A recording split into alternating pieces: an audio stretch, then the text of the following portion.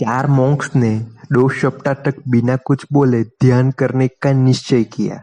उन्होंने इस अभ्यास के प्रतीक के रूप में एक मोमबत्ती जलाई, जो कि हर वक्त उन्हें याद दिलाती रहेगी कि उन्हें बिना कुछ बोले ध्यान करना है। इसके बाद उस मॉन्क्स ने ध्यान करना शुरू किया। पहले दिन की रात होते होते मोमबत्ती टिमटिमाई और फिर बुझ गई। यह देखते ही पहले मॉन्क ने कहा, अरे नहीं, ये मोमबत्ती तो बुझ गई। दूसरे मॉन्क ने कहा, हमें बात नहीं करनी चाहिए, हमने कुछ भी ना बोलने की कसम खाई थी। तब तीसरे मॉन्क ने कहा, तुम दोनों को बोलने की क्या जरूरत थी। चौथा मॉन्क हंस पड़ा और बोला, हा, मैं अकेला ही हूँ जिसने बात नहीं की। दोस्तों, उन सभी के अपने अपने बोलने के अलग अलग कारण थे, लेकिन चारों में से प्रत्येक ने बिना कुछ सोचे तुरंत अपने विचार रख दिए। उसमें से किसी ने भी इस स्थिति को सुधारने का प्रयास नहीं किया।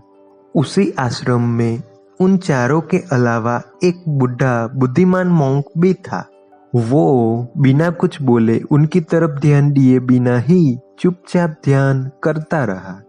इस तरह से उस बुद्धिमान मॉन्क ने बिना एक शब्द बोले ही उन चारों को अपनी गलती का एहसास करा दिया, जो कि वो चारों बोलकर भी नहीं कर पाए। बिना सोचे समझे और जरूरत से अधिक बोलने पर हमें खुद ही लोगों के सामने शर्मिंदा होना पड़ता है। एक समझदार व्यक्ति कभी भी बिना मांगे किसी को सलाह नहीं देता, क्योंकि वह जानता है कि बिना मांगे दी गई सलाह का कोई मतलब नहीं होता। नहीं सामने वाला उस सलाह को मानता है।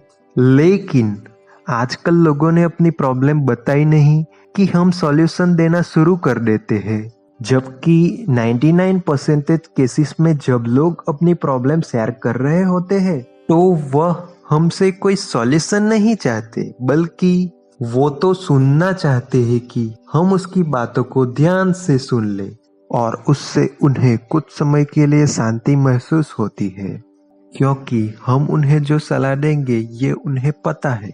हर इंसान को पता होता है कि क्या सही है और क्या गलत। इसलिए जब अगली बार हमसे कोई अपनी प्रॉब्लम शेयर करे तो हम उसकी बातों को ध्यान से सुने और उन्हें सलाह देना ना शुरू कर दे जब तक उन्होंने सामने से न मांगी हो, क्योंकि सामने वाला इंसान हमसे बस इतना ही चाहता है कि हम उसकी बातों को ध्यान से सुने और समझे।